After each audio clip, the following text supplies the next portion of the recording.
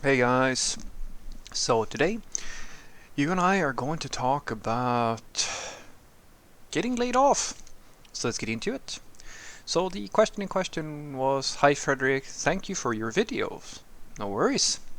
I want to ask, how to prepare for possibly being laid off in tech companies? Well, that's easy. So first and foremost, make sure that your CV is up to date. Make sure that if you have any new skills or talents, or if you haven't put all that much effort into the thing, make it look nice and decent. You can take a few videos and tips and tricks from people who do this sort of stuff, or you can use mine if you want to. You can check mine out. I'm in no way claiming that is a professional thing. It's just like it like you put a few basic images and what you like and so forth. I've gotten some compliments from recruiters, but they will say anything. Maybe they were serious, maybe they really liked it. I don't know, but you can take a look at some inspiration from that thing if you want to as well. To just make sure that it looks nice and clean and professional and so forth.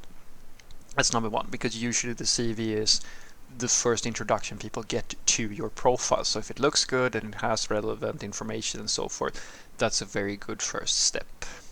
And then we do the thing that we should be doing at all times, my friends, and say it with me.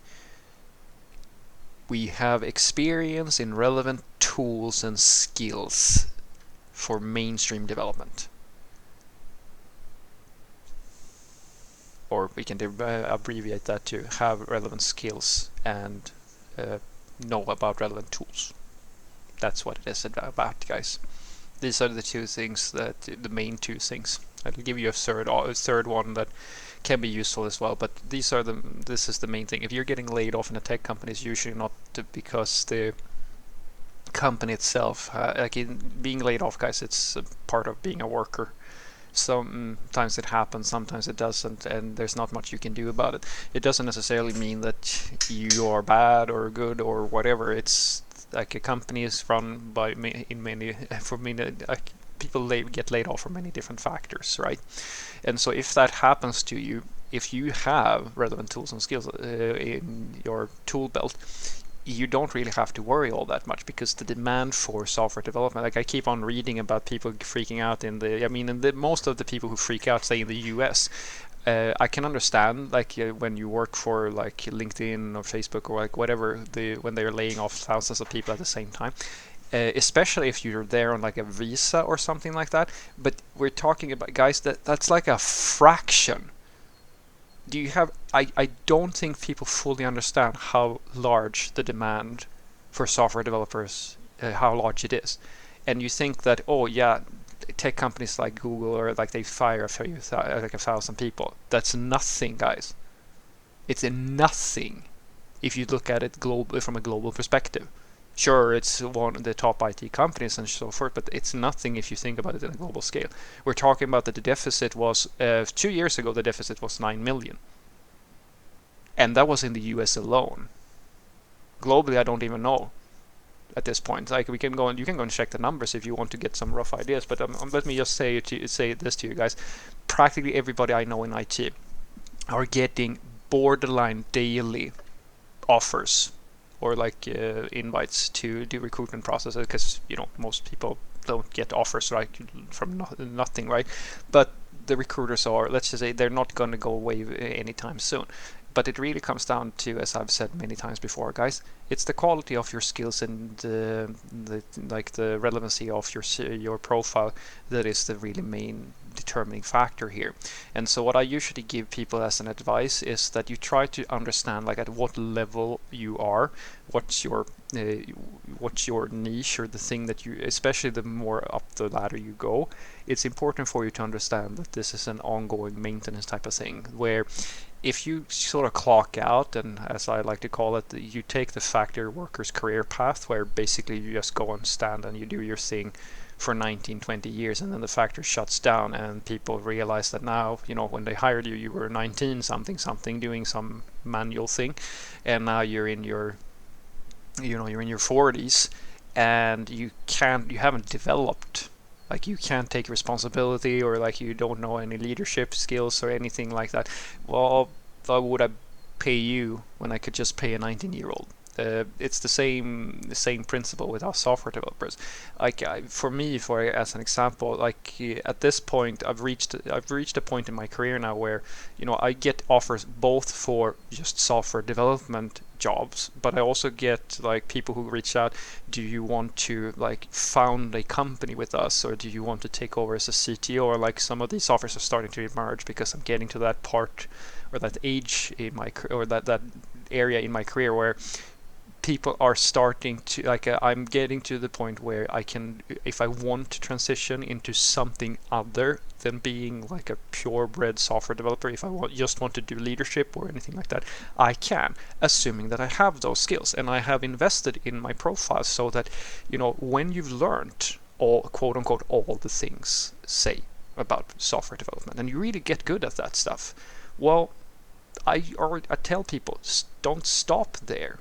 Continue learning. You don't have to like just clock out. Try to acquire skills in, as I like to say, like try to broaden, like that. I call it my knowledge onion. Create a kernel, like a center, which is really strong tech skills, and then add another layer around it. Like add something like, oh yeah, maybe you're a really strong backend developer. All right, let's learn some Docker. Or let's learn some basic ops. Let's learn a little bit about security. Or let's learn about how do you run, like how do you do the daily stand-up? How do you become like a hobby level scrum master? How do you manage a backlog? How do you manage a team? These sorts of leadership things, etc., etc. Because all of these things, they start like you get more and more layers on your onion until that thing just keeps on growing. And if you do that for most of your career and you keep looking at things that adds relevancy, you start with the really important stuff. The kernel has to be super solid, right? But I tell people, don't stop there, because you can do so much more. And then the last thing I will give you as a tip is, and this is a very minor one, I have not had to do this because the time it takes me, the times that I have been laid off at one point or two as well, usually the time it takes me to get the next job is measured in, like, the recruitment process can sometimes take longer or slower, but I mean the getting a new interview is like the day after. Or like the longest I've ever waited to actually finish a process was 1 or 2 months, where I was just waiting to get the contract because the company was very big and very slow. But on average, like getting a new job for me, even when I was much more junior, was like it took no time at all. But it can be a good investment for you to have some contacts with some recruiters and some companies, because if you're really desperate to sign like the next deal and like get another job or something like that, and you want to move really, really quickly, it's good to have some feelers out for that, because as I said, some companies can take a while before they actually, when you start your first day, and some companies are like really, really fast. So watch out for that. Especially, it can be especially true for companies that have like that are really, really large. They can take quite some time. Whereas you're gonna do some work for the government or something like that, where process is like part of everything they do. So what I want you to take away from this is that if you're gonna prepare to be laid off, simple. Make sure you have a relevant CV, keep that thing up to date, polish it a little bit. Think of it as your shop window. It's the first thing everybody's going to see about you. So have a nice picture, like that looks pretty nice. Have relevant information, tell you a very short little description about yourself. You can look at videos about this. It's super easy to do. Add some pictures from your offices, so make it look clean and so forth. So it grabs a little bit of attention when people look at it. It's like your LinkedIn, like I usually just use LinkedIn for this sort of stuff. You can go and check mine if you have no ideas whatsoever. Number 2, make sure that you have quality experience and know about relevant tools.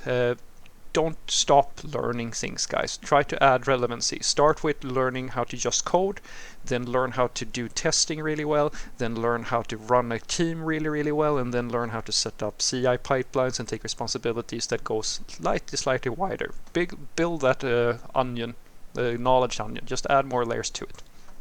Third and lastly, have some contacts. Recruiters are always connecting with you on LinkedIn if you want them to, and so forth and so forth. And then when you start seeing that things are not, it seems to go poorly in the current company, mention something to them.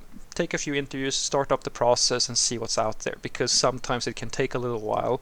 Even if you get like an interview the day after, it can take some time before you actually sign something for some companies. So if you want to make something go really, really quickly, do a little bit of prep work, and maybe the process will go faster. Have a great day.